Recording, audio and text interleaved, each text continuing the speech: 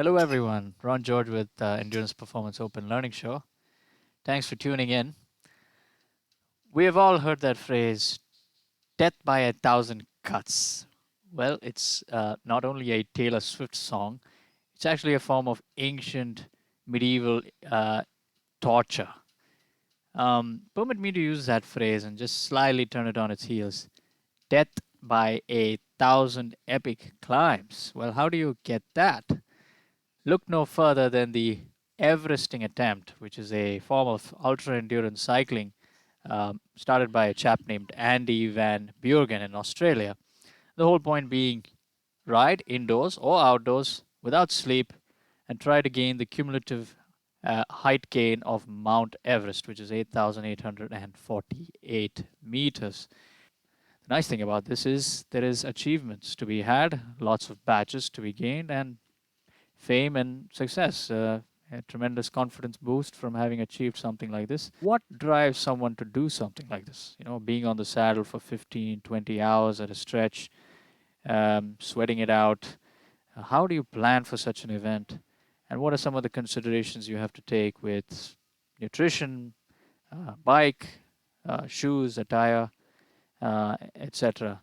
Here to talk to us about that are two special guests, Grinshina, actually, from Bangalore, and Kartik Mistry from Mumbai, who both are locked down at this point, but that didn't stop them from going out and accomplishing not one, but two virtual Everesting attempts uh, in the recent past on two different platforms.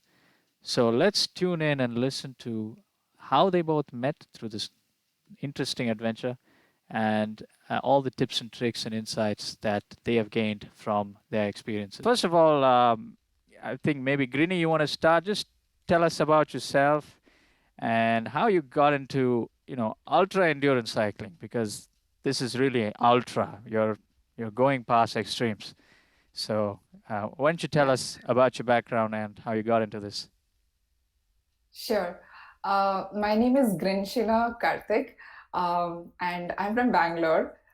So I started my cycling journey, long distance cycling journey to be precise, about 2.5 years back. So before that, I used to cycle, but just like a weekend warrior on the weekends, like short rides. And then I came to know about the breves, randonneering. That is when I was introduced to randonneering. And I thought it was very superhuman. I thought all those people who did like 200 kilometers were like out of the world. So I wanted to see if I could try that. I was interested in long distance because I used to run long distance. I've done like two ultra marathons, and I was really, really slow. So, but I know that endurance is my thing. So I like to do things for a long duration. So then with randonneering, I tried my first 200 was a late finish.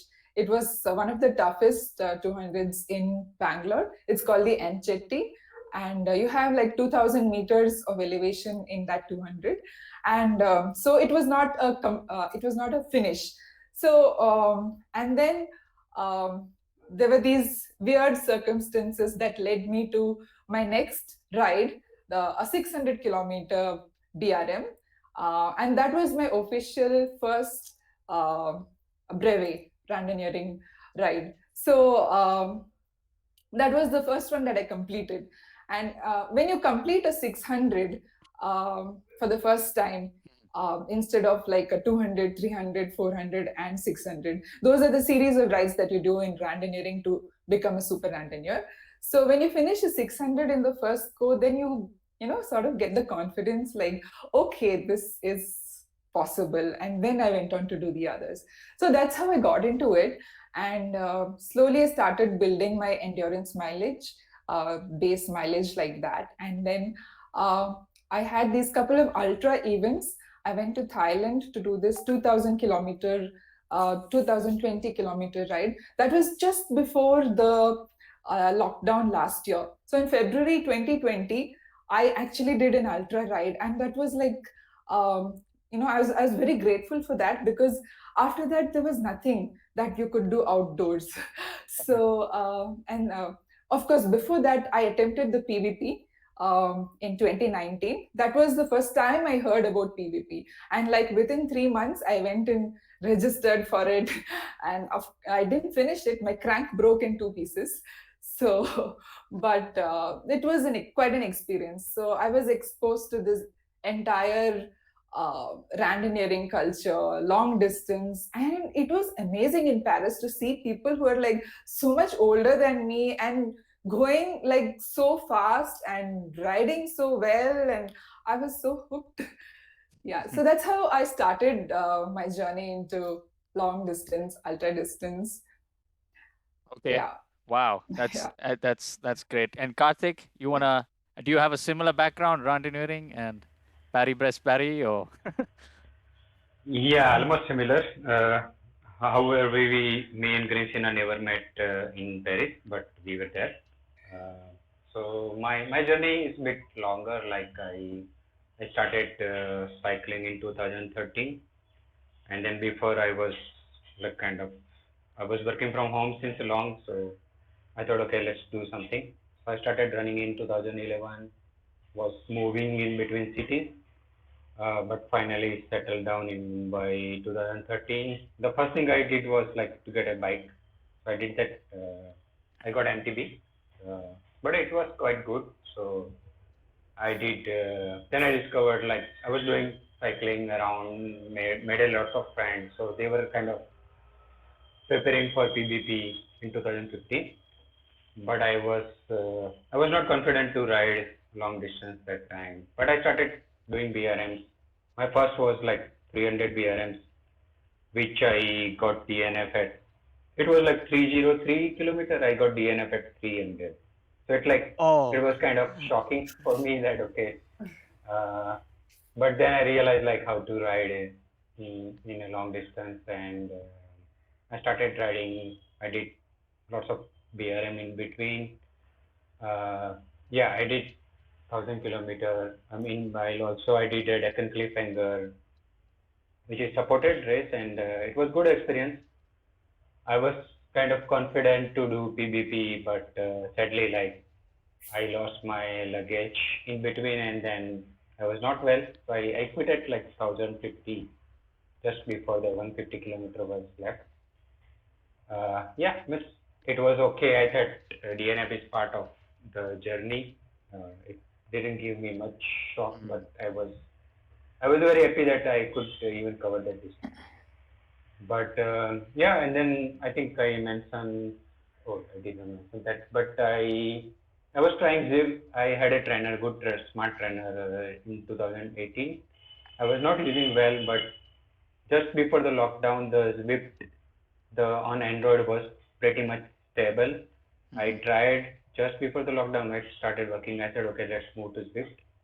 I started riding, and then I did lots of riding last year, and then I started mm, connecting with people. I came to know okay, lots of good people are riding on Swift, so it became a like that became a like I did a lot. Like, we did kind of couple of virtual ITT. Yeah, it's going on well. Okay. Okay, good. So you both seem to have had an initiation into this ultra mindset. So I think it made getting into Everesting all the more easier if you would agree with me. Um, but due to the circumstances in India, a lot of people, including you, started doing indoor riding, and I think that was the Everesting attraction factor was there, possibly. So Everesting is started by Andy Van Buren, who seems to be a personality in his own right, and yeah, so Everesting is mostly done outdoors, but there is an indoor analog to it, vEveresting. Um, Same idea, 8,848 meters. But in order to make this legit, you seem to have to do it on 100% trainer difficulty. So you're literally feeling the gradient. So 100% simulation mode, direct drive trainers. So maybe not a lot of people have it. And must be completed in RGT of Zwift, which both of you seem to have. So you you guys did a couple of Everesting events, didn't you, before you did the most recent one? Would you want to talk about the first Everesting attempt, and how did that help with the subsequent ones? Grinny? Yeah, sure. So the first attempt was last year on Zwift. Okay. It was the Alp Day Zwift, Alp 2 Zwift, and it is fashioned on the Alpe d'Huez in France. So to get to that level of climbing strength, I signed up for this Everesting challenge on Zwift, where you have to clock in like 50,000 meters of climbs of elevation to get that unlocked. So you get the Tron bike basically once you finish the Everesting Yep. challenge. So that was my base building for Everesting, and I also did this collection of the Massochist badge on Alpe d'Huez Swift. So you have to climb Alpe d'Huez Swift 25 times to get that badge. Wow. So on the completion of the first Everesting, I managed to get that badge. So there was a lot of effort and trial and error going into figuring out how to do it. Also, I did not have a complete smart trainer then, and in India at that time there was nothing available. So I Mm. had a fluid trainer, Elite Tourno, in back in. So I heard about vEveresting from my Australian PvP friend. She was like gathering up a lot of people. Tiffany Winchester on Instagram, she had posted that they were doing it in April 2020. April or May, I'm not sure, but they were doing it and they were planning to do it. And I was so enamored by it. And I was like, this is something I want to do. But at that time, my trainer was not, I did not want to do it on the other hills. So I wanted to do it on Alpe d'Huez like the rest of them. So I just kept gaining the mileage to practice. So I did a couple of, one is the base mileage, how long you're able to sit on the trainer indoors. Because, believe it or not, I'm not an indoor rider. I'm like a totally outdoor person. So it was so difficult to get used to being on the saddle for those long hours. So I tried to do like a couple of long distance rides on Zwift. So I did like 3 or 4 200s, 2 300s, and I think 1 400-kilometer ride. So these were all like just to get used to being on the saddle for that long duration. And then I think about somewhere in August, I was able to get my trainer, and then I went on to do the full Everesting.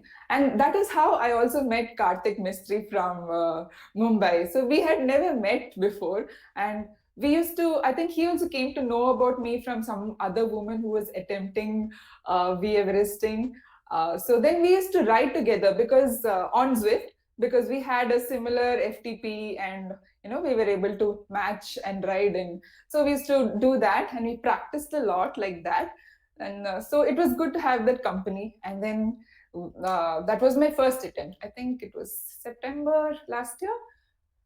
So Alpe d'Huez, I mean Alpe Zwift is considered like the toughest climb on Zwift. And so the way to prepare for it is like, one is like the duration. You have to plan for, I had planned for like 20 hours, being on the saddle for 20 hours. Wow. Yeah, And yeah, that's a uh, lot.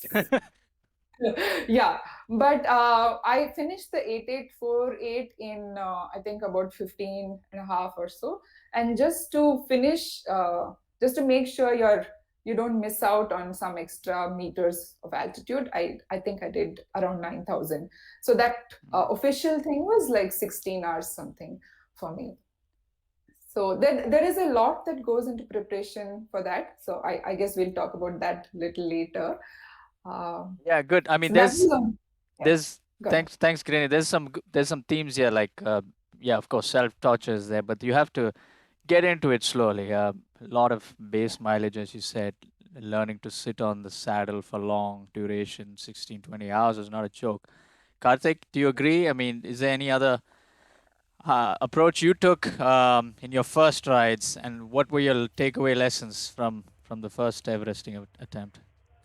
Yeah, I agree with Grini that it requires lots of practice, like basically like ability to sit on the trainer for a long time, which is the painful part is that because you are sitting on the same place, then there are issues like wind flows and everything, and then for me it is more hard due to the humidity of Mumbai, and then wind flow is not great in my home right now because so there is one tree which is blocking that. Except in winter, it is difficult to ride like without three or four fans probably.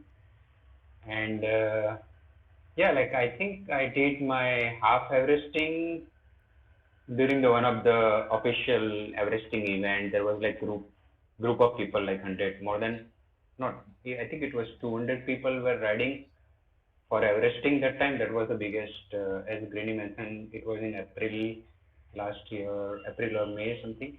So I did that in a second series of that May. I did half Everesting and I thought, okay, I'm done with that. Like I will not do this again. And I think me and Greeny and the other guy we attempted like full Everesting in last year, but I could not like go more than two loops Mm, because it was too humid. mm. October was like, then I gave up. I said, okay, it's not a current situation to do that. Like, So but yeah, it is was good funny. is good that you talked about how you both met. I mean, this was through the Everest. You didn't know each other from before, but do you think that Yeah, getting into a group kind of spurred you guys on? I mean, you seem to have almost given up. You didn't want to do an, another Everesting event, but I mean, did the energy feed off each other, and did you decide, okay, let's it do is. the new one together? Oh, Yeah, I think Grini is the person who actually spoiled me a lot during the for the indoor rides.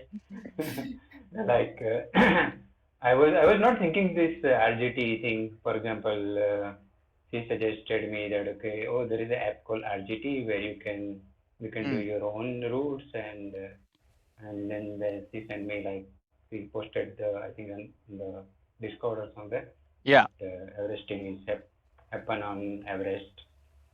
So I said, okay, let's do this challenge. I anyway wanted to do that one Everesting, and then like my initial plan was to do like on the different routes, but then I realized that doing the more loops is more boring than doing the shorter and steeper, and then less loops. So yeah, Sure. I think it was a good choice to do that. Sure. So, okay, a couple of things. So, you guys both did Everesting or vEveresting, the half challenge on Zwift before you moved to RGT. The most recent event was May 8th. I see your Strava activities, both of you. So, yeah, that's incredible. Um, the RGT course, though, was uh, it seems like it Insane. was yeah, it was a fantasy course, but the actual Everest, Everest. the road leading up to the peak, and you had to do it Yeah. several And times. the Hillary step, oh my God, the last step, it was like inclines of what 45 Wow. uh, all that. It was like crazy. Yeah. So the altitude Zwift was like really nothing compared to that, you Correct. know. It was Correct. like Correct. you you had to mentally push through those kind of elevations, literally climbing Everest. So I it mean, was fun though.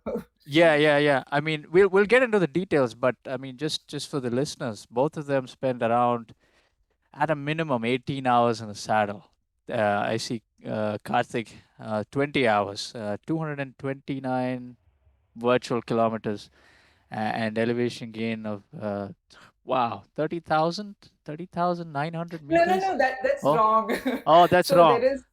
that's a discrepancy in That RGT is the versus Zwift. yeah. Okay, so we'll ignore that. I mean, we are aware of of those it issues. But nevertheless, you completed the challenge in a massive time of 18 hours. But I mean, good. Let's get into the technicalities of this. So one you talked about, which is the sheer gradients here. Um, it seems to be that the shorter and the steeper climb you do, the lesser number of times you have to, or the more number of times you have to repeat it, but the faster you gain elevation. And the less steeper it is, you have to ride more distance to accumulate this vertical. Um, what do you what did you guys prefer? I mean, here with the RGT, you were literally given an event to do, and you had no choice. But would you? I mean, from your long distance experience, do you like just riding shallower gradients and riding more, or do you like the steeper hills, the punchy climbs, and repeating it many times over? the punchy climbs and get done with it with shorter Y- loops, yeah. because I it's like mentally challenging to do something like for 20 Mm. times or 30 times. So a lot of people do Everesting, like for example, in you if you do an outdoor Everesting in Bangalore on Nandi Hills, you have to do like 22 loops of that, so Wow. full Everesting. So it's though it's not that steep compared to places like Yerkad, um, I would prefer to do a Yerkad versus the Nandi, because mentally doing that many loops is like going to be tiresome. Um, Yeah, I agree. And then by technical, like when you go for a shorter climb and the steeper, the body gets cooled down like lesser than the longer and then less steep climb. So it is kind of good to, especially for outdoor. I discussed with a couple of people that always find a short and steep climb than the long and the lesser. sure. Yeah. Good. So both of you seem to agree with even my initial thoughts that finishing it up quickly would be best.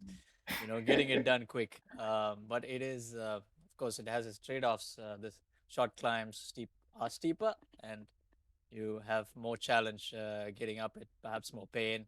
Um, but yeah, you guys talked about psychology element, which is huge in something like this. Just doing it over and over and over again, and there are many people who don't like that. There's a mental inhibition to just keep doing this thing. Just you, yourself, and your bike. I mean, do you think there is I mean, is there a specific psychology that is attracted to this event? I mean, can you share something from your personal lives? The what attracts you to this whole going long, repeating, excessive repetition, death by a thousand cuts, if you will.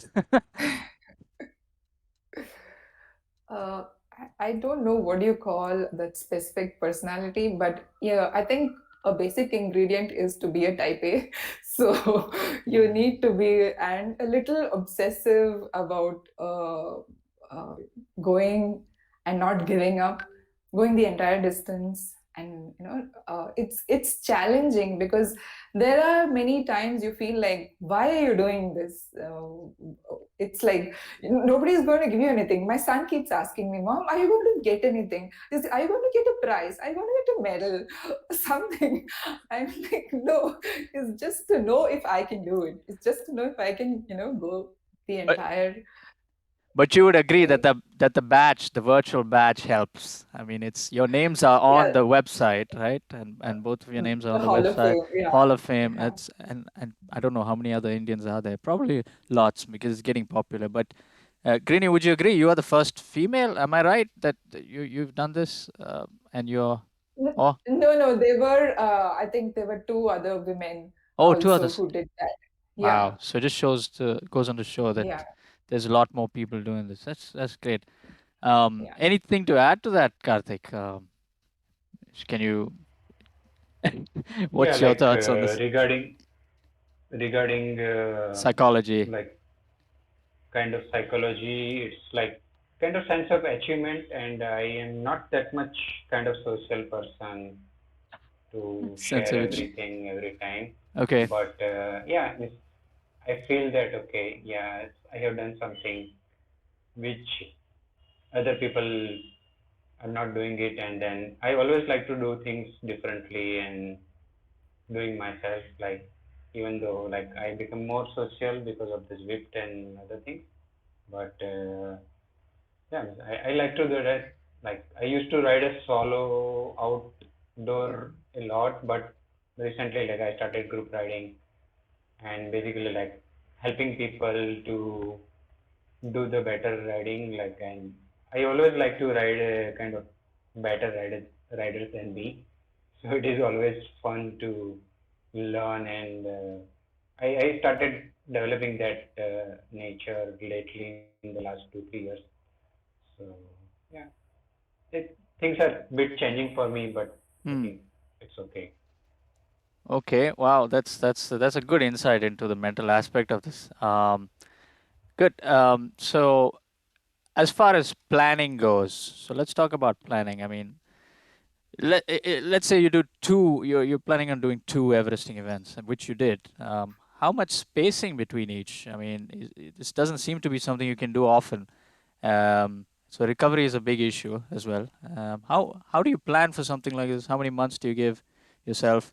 I think you would need to give yourself about 2 to 3 months at minimum to to prepare those base miles and go in with good elevation practice.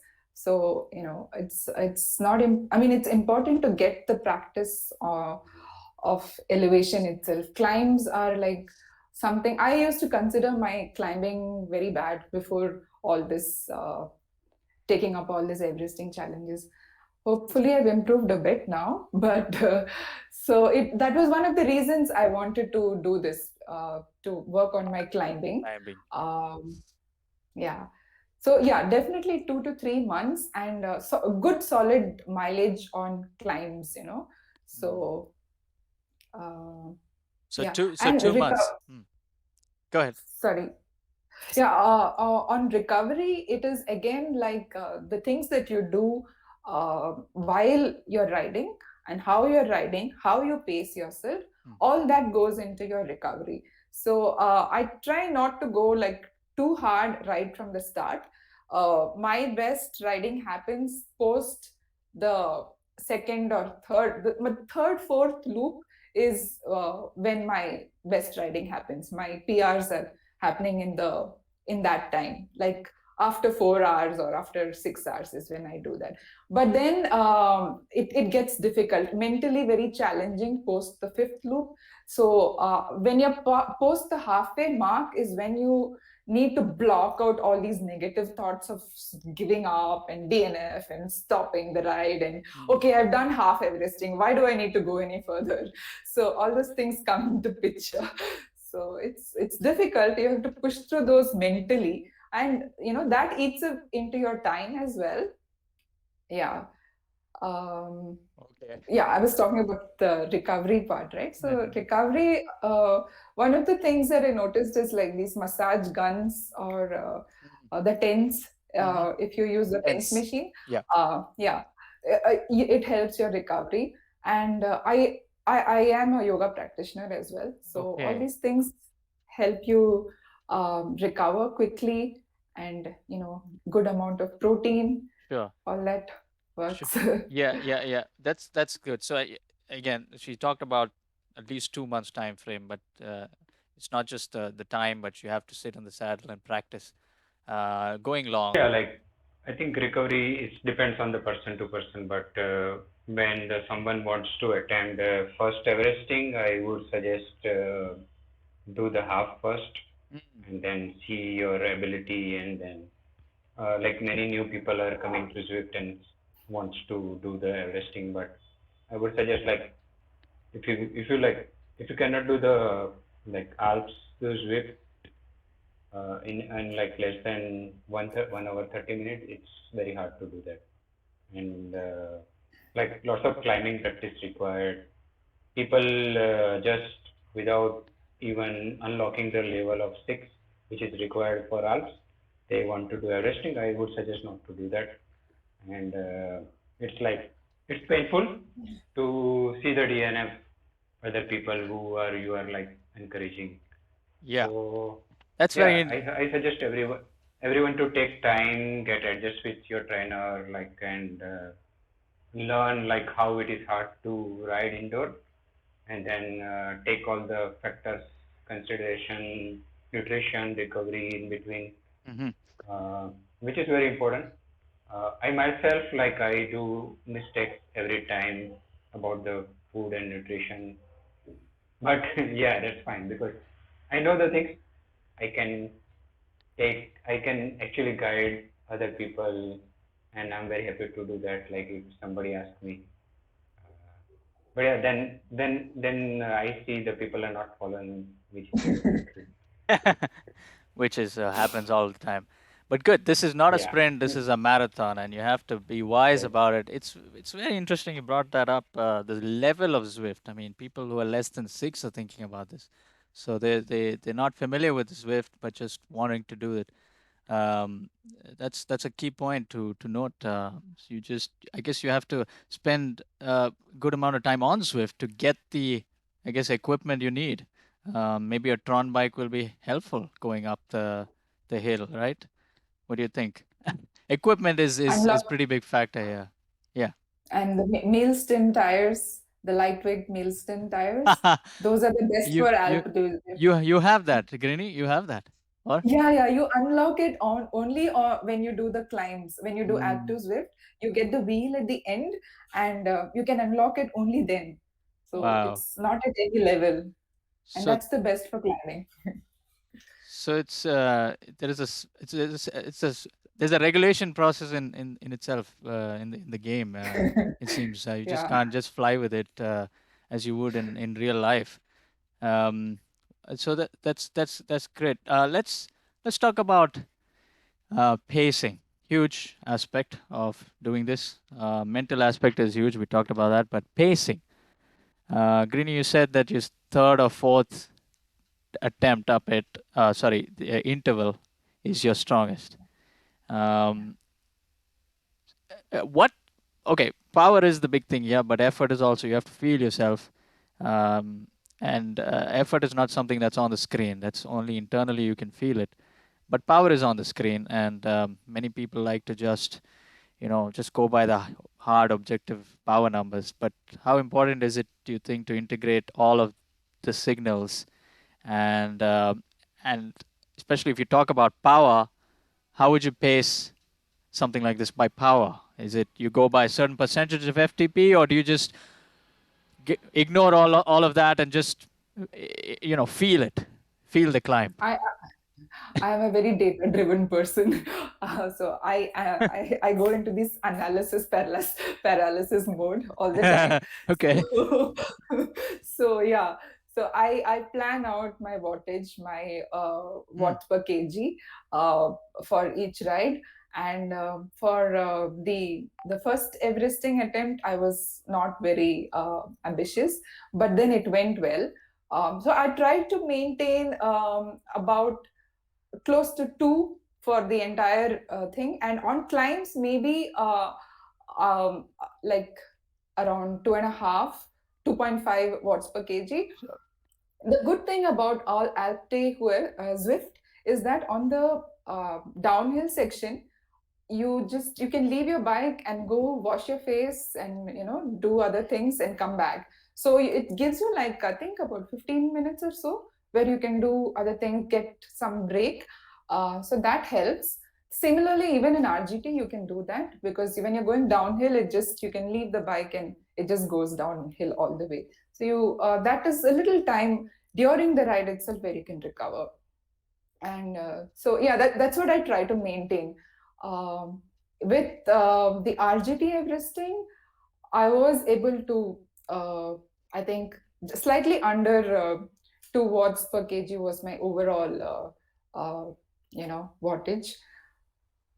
Yeah, so that's like my FTP has come down in the last 3 4 months. I had an injury and all that, so I was not that ambitious about going way Mm, above it. Just mm. trying to be within my limits. Okay. Also was a test to see like how far I could go with my injury. So apparently I'm not injured anymore. So that's good Well, news. yeah, that's good. I mean, that's the main thing is you don't want to come out of this experience worse than you went into it, and so you didn't Exactly. injure yourself. That's a key point for listeners. Don't. Like I agree with that, and then I my focus is generally for any ride is to not to have any injury. Like in either it is indoor or outdoor. I I basically like go with the purely feel how my Mm, body feel, and I am completely okay with giving up. And Yeah. but that thought doesn't come into my mind until I really get tired, and I think okay, I will not push any longer. But that's the advantage if you are riding with people like Grinny, that they keep encouraging you. So I suggest if someone is doing Everesting, like get the group of 2 or 3 people. mm. So you get encouragement of 2 3 people more, and like Um, yeah, like that's that's generally how so. I Yeah, ride. yeah, yeah. I mean, I've seen people come up with all kinds of numbers. I don't know where they come up with it, but some say going at 70% FTP is best. I read that here, or 75% FTP. But from all the data that I've seen so far, it seems that whatever you choose, it seems that there's a slow degradation over time. So Yeah. fatigue Yes, resistance is a big element. It's not about the power you can yeah, do in the first or the second one. It's how you cope up with this loss of strength.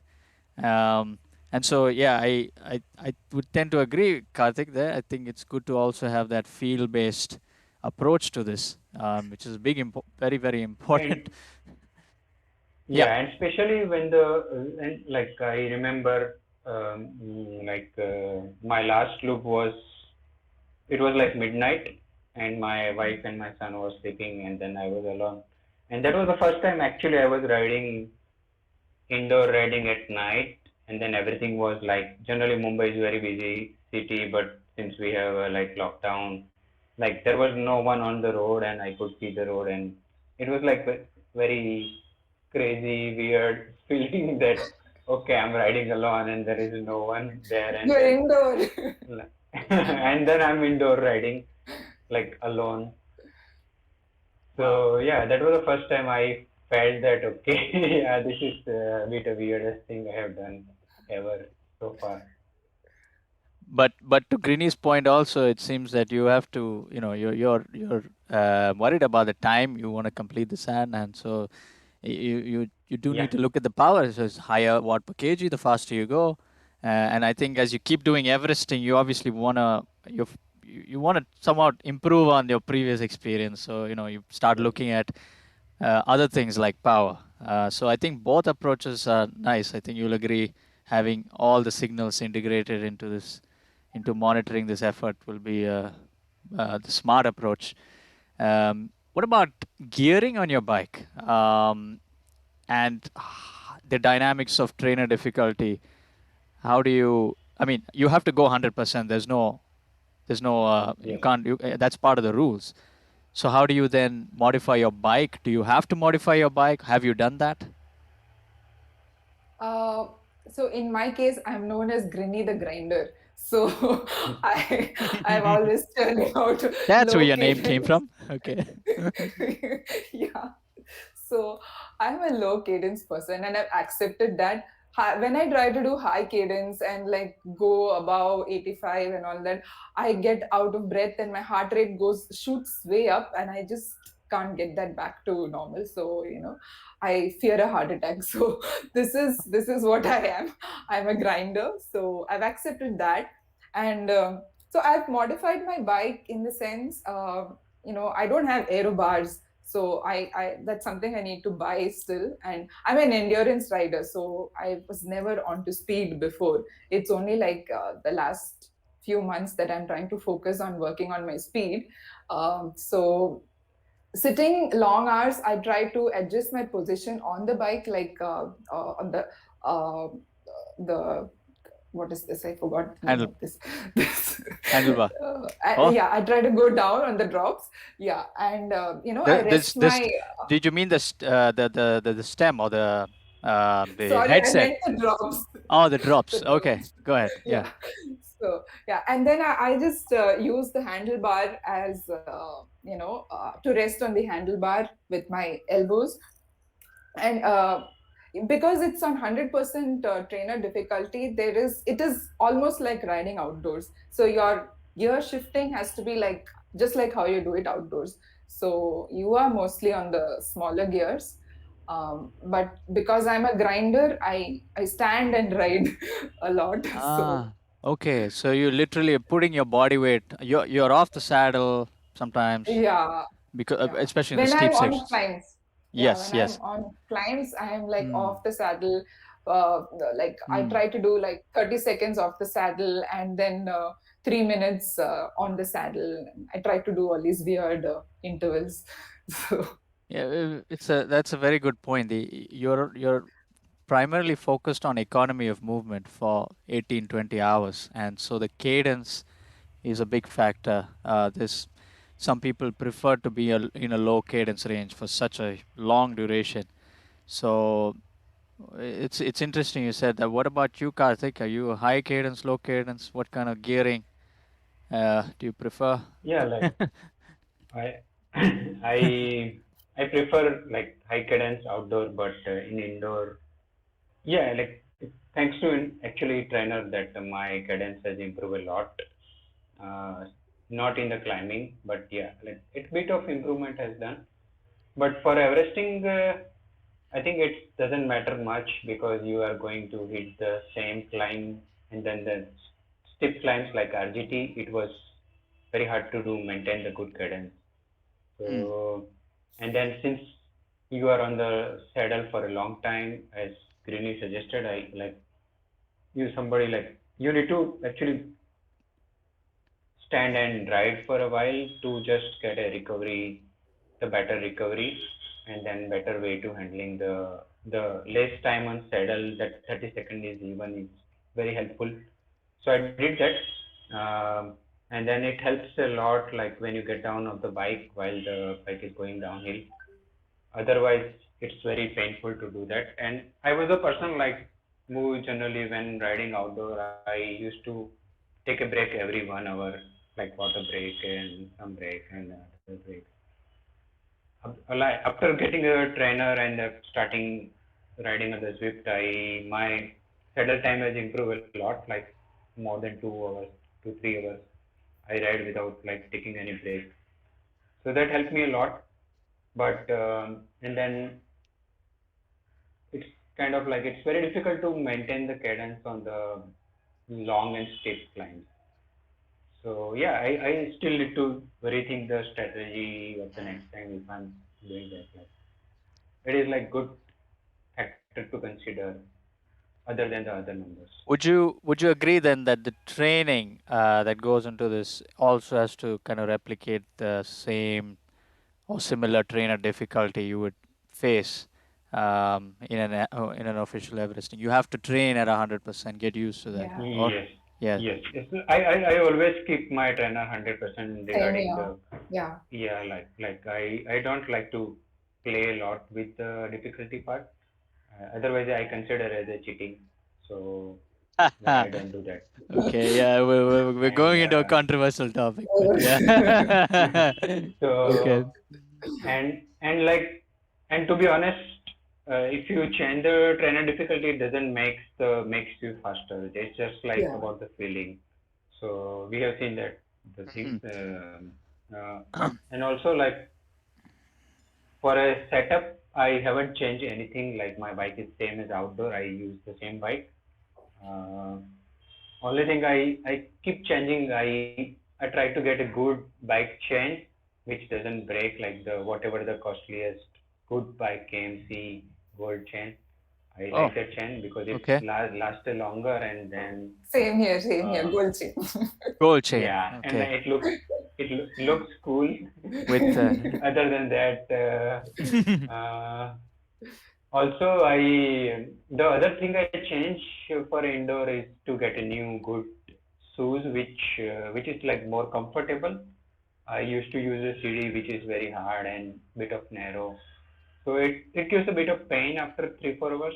But I got a recently the which is wider, like with a wider front, and also it has some adjustable, like when your feet like a bit of Swelling. like after 3 4 hours it's just started like bit getting bit you hot, get hot and spots. then Hot Yeah. spots. yeah, yeah, and then it is more comfortable in the sense. Yeah, those are the things I change for a trainer especially. So good, good. So a couple of points there. The bike and the gearing very important, but the handlebar, how you're positioned on the bike, as Greeny said, should be all comfortable, and the shoes, big element there. Um, Many people will start facing issues after 8 10 hours of riding. You get the hot spots at the ball of the foot, and as he said, you may have to change the shoes or even think about insoles, Yeah. maybe some shims, Actually, maybe. So so biomechanics is very actually, important. Yeah, go ahead, Rini. right.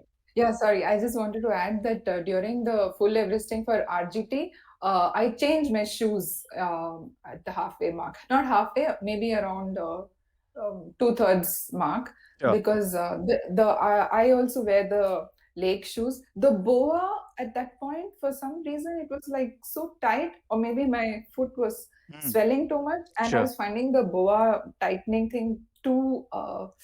It was It's not compressing my flexible. foot too much. Yeah, Right. not flexible, and I was not able to move my feet. So I changed my shoes in between and went back to the Mm, strap Shimano Velcro. ones, Mm. Velcro ones, and those were really comfortable after that.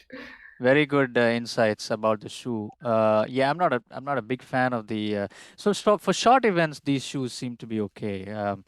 But Yeah, I think you really need it's something comfortable. Even I don't mind wearing. I mean, if I were to do it, I don't mind wearing even mountain biking shoes with the Velcro. Something that's comfortable. You can even walk in. So for example, if I guess you would agree that sweat you would be sweating a lot during this event. If you got off the yeah, bike, you probably don't want to slip and fall on the floor. And maybe the I've mountain had biking that.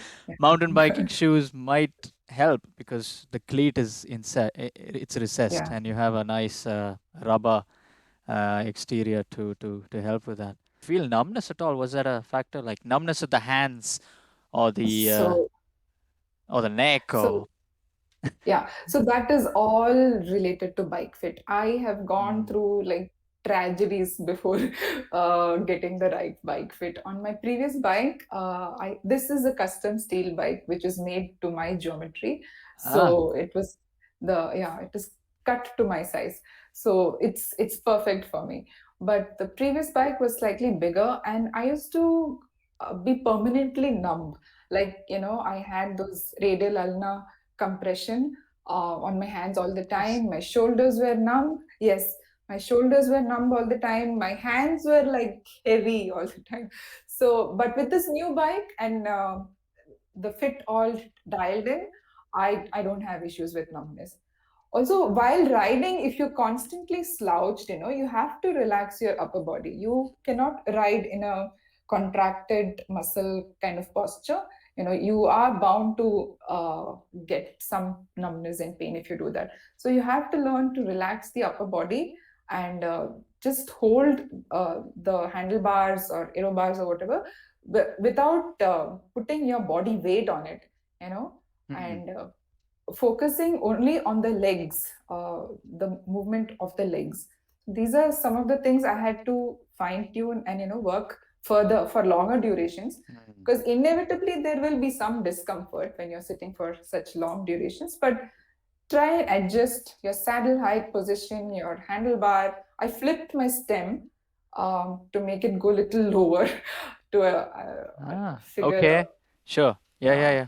That so I did that just before the RGT, so it looks a little weird, but uh, no one's looking at the bike. It's the achievement. Whatever you're comfortable with. But yeah, very, very good points there. Good. Okay, fueling, big aspect again, just as much as mental and pacing. How in the world do you fuel for this event? It seems there are so many approaches people follow.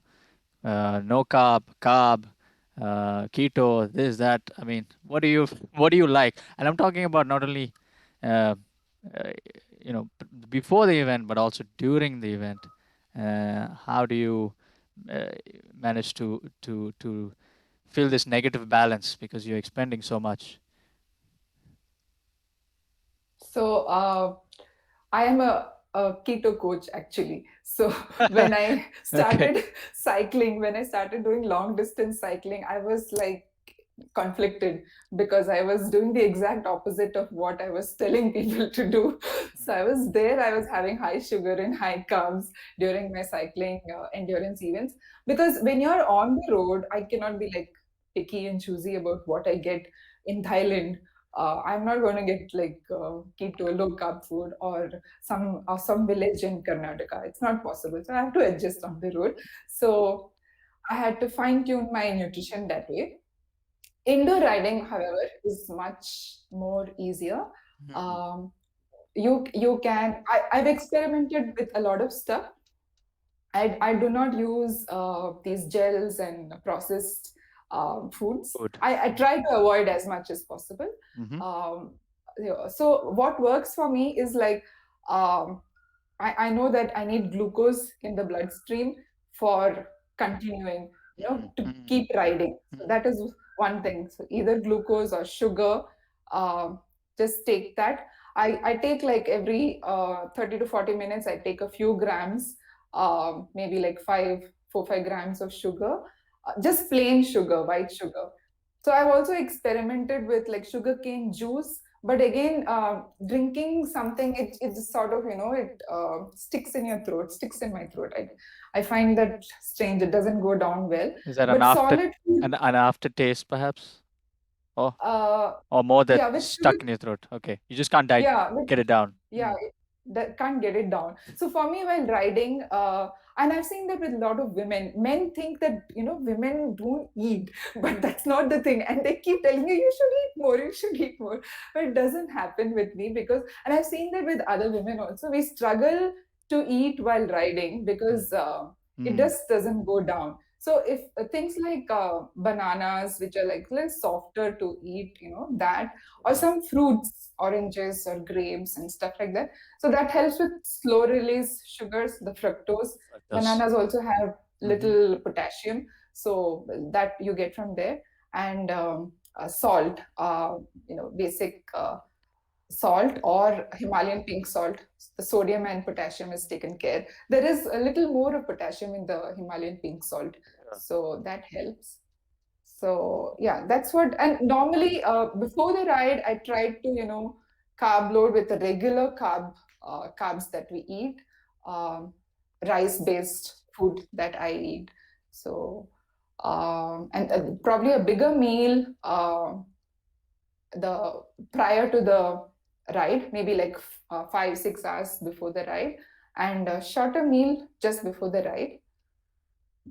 Going into it, it's for like 16 to 20 hours, Mm. just bananas and Mm. salt and sugar.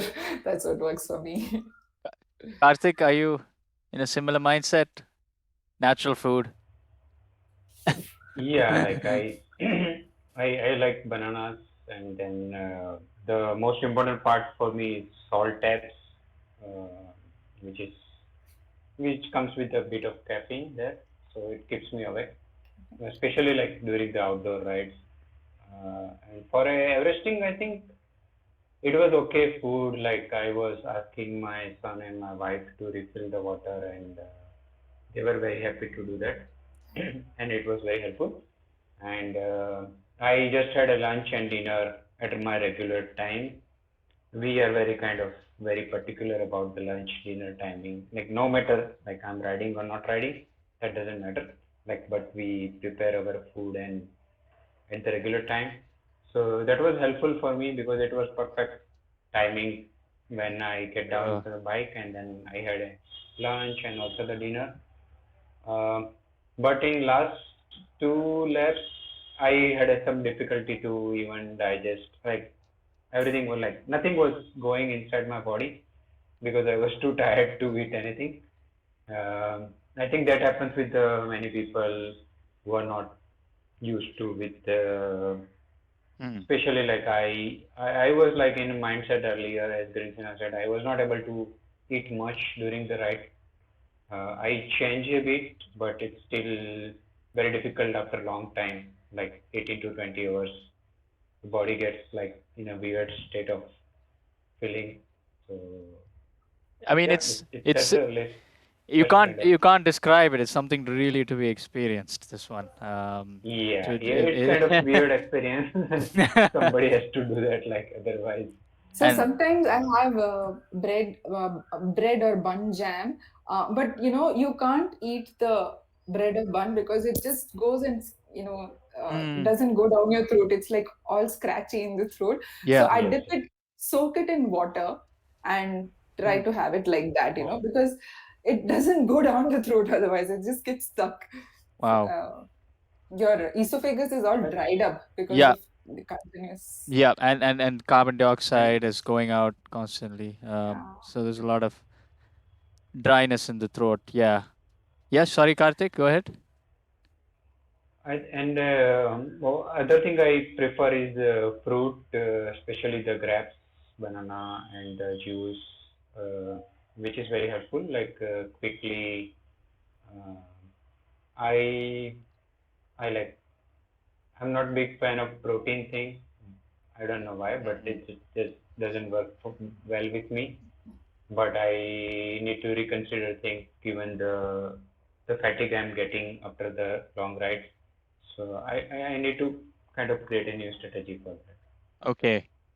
Wow. So I guess the nice thing about vEveresting, you can have a whole kitchen by your side if you wanted. Everything laid out, nicely planned, and a whole family crew supporting this effort. Yeah, my Um, hubby and son, like my so, hubby was awake till I completed the ride till like so late in that's the night. that's Yeah, means one. I think I finished my ride around 2 a.m. and then after 1 hour I spent to figure it out like what's wrong with my GPX file. So I was awake till 4 o'clock, and then Wow. I was just sitting, and then I was not aware that my wife was awake and just waiting for me in the other room. Then I went to take a shower, and she was awake. They're like, "What happened? Like, did you finish or not?" I was like, "Okay, yeah, I finished that." GPX processing. Yeah. Wow. So that's amazing. But one key point you touched about nutrition there is staying awake. Really difficult. You're going past your normal sleeping hours, and so some caffeine, which you talked about, is probably helpful. So that's something you people have to experiment with. Unfortunately, in this event, it's not allowed to sleep. You can't just Yeah, go 6 hours, have a nice nap, and then come back. So yeah, sleeplessness is a big issue here, and that's something you can only train for. Almost like the going doing the RAM, right? I mean, it's kind of like that. You may I'm I sure don't the know RAM how is happy. RAM, but at least you can take naps. Here you just have to spur on, continue on. You can't do naps. Or have you guys taken naps? Have you been tempted to take No, naps? no, not for No, this ride. Like when you do the long duration breves, like 1,200 kilometers or so, then yeah, the sleep Mm, becomes a challenge. mm. Okay, so this is manageable, is what you're saying. This is manageable. This is yeah, manageable. yeah, definitely. Like, I think even till 24 hours at a stretch is easily Easily managed. manageable. Yeah, Yeah. After that, like, then Mm, you need to have sleep, otherwise it's very mm, difficult to ride. mm. Correct, correct, correct. And especially on the road, like yeah. it become also risky when if you are like trying to sleep on the bike. I've done that, but I've done that too. So Slept. use the clothes perhaps also. I mean, I've seen people just sweat it out and just Oh all yeah, wet. yeah. You can You need change to your have a change clothes. of clothes. You Yeah, yeah. can change your clothes, which is another I positive. do change two changes I do. like for full Everesting. Sure. I think I've talked to Mayank, who has attempted long time trials like this, and he said even he doesn't shy to go into the shower and have a quick one, Oh yeah, refresher, that too. which just seems Yeah, to yeah, be a huge mental boost, that you're cool again, and you're clean absolutely. again. You're not dirty. Yeah. Whereas outside, it's not possible to do all this. And then you can have all this nice social facilitation. Your family can support you. So I mean, you guys don't seem to have had enough of it. You just did another 6 hour time trial yesterday with the ISRT, which is amazing. So you guys are pros at this. Because But we're not getting to ride outdoors, so need to hmm, that keep it going. Otherwise, when you get outdoor, it's not going to be easy. and that is part of the cycling ethos is you keep riding, and if someone blocks you or takes away that opportunity, you have to find some other outlet, and so the Everesting or the vEveresting becomes that outlet. I think Correct. people shouldn't forget that this is not just some kind of silly game. It's really to fulfill that wish to remain fit and continue that addiction with a little bit of edginess to it. uh, well, thank you so much. I really had nice pleasure to talk to you both, and you're really Thank you. motivating me. Maybe I'll look into this at some point. Maybe not now, Thank but you so much. thank you so much, and I wish you both the very best. Thank you. Pleasure being here.